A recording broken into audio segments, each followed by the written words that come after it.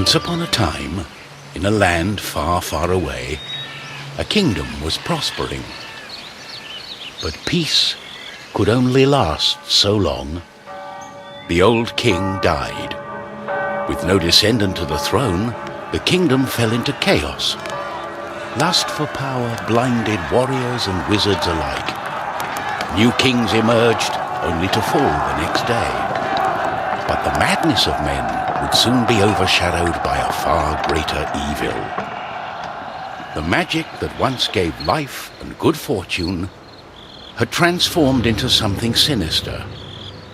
One by one, grave by grave, the dead began to rise, feeding off the energy that grew stronger with each passing night. Fear spread throughout the kingdom, and it was soon abandoned. But something was about to happen that would change the course of history. On the outskirts of the kingdom, near the Astral Academy, a thief carried out her cunning plan. She had learned of an ancient object of tremendous value. The Astral Academy, left to rot in the face of the terrible enemy, had no one to keep the treasure safe. The time was right.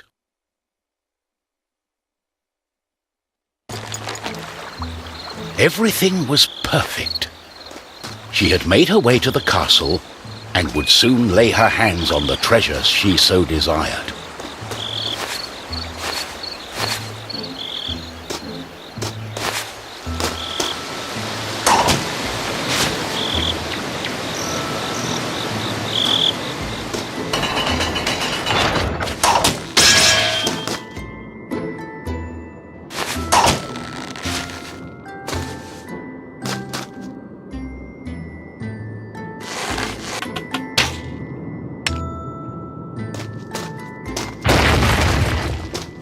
The gentle moon smiled at the thief as she made her way towards the shrine of ancient treasure.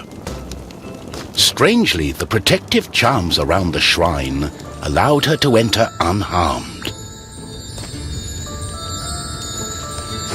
I got it. As the thief lay her hand on the treasure, she had a tingling sensation.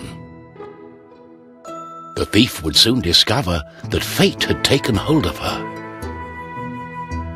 Unknown to the thief, a wizard was just waking up. The wizard had taken a look in the spyglass and seen the terrible undead army. He was keen not to die. By my trousers, I must escape. He had been studying the stars and trying hard to learn the elusive fireball spell that all wizards ought to know. Of course, that was a lie. For you see, the wizard had a certain reputation with the ladies.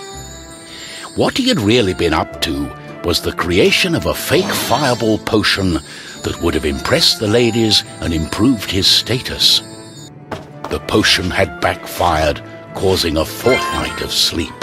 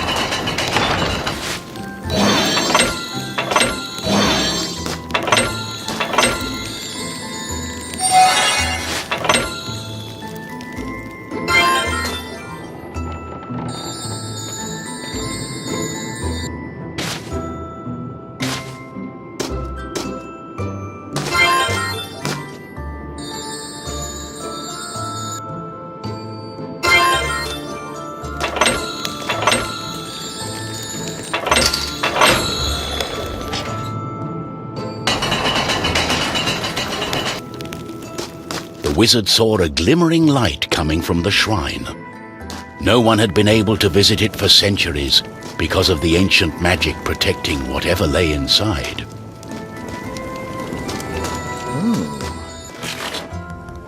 My darling, why the painful look on such a pretty face. What is this object you are holding on to? How did you get here?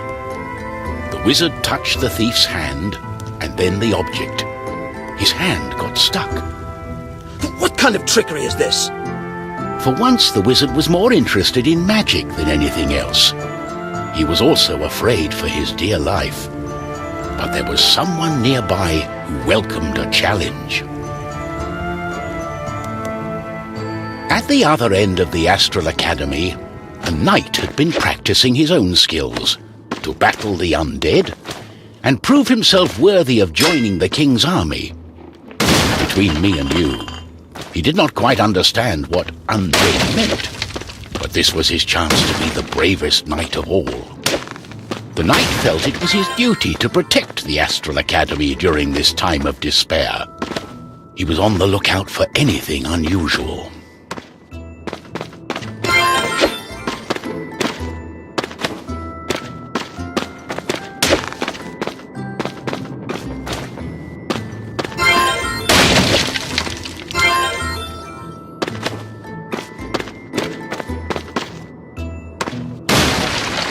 Oh! What's this? Oh! What's going on? The knight saw a faint light coming from the age-old shrine. Could there be a thief? Was this the knight's day of honor? He had sworn an oath to himself to protect the shrine and the academy. Nothing could stand in his way. What's going on?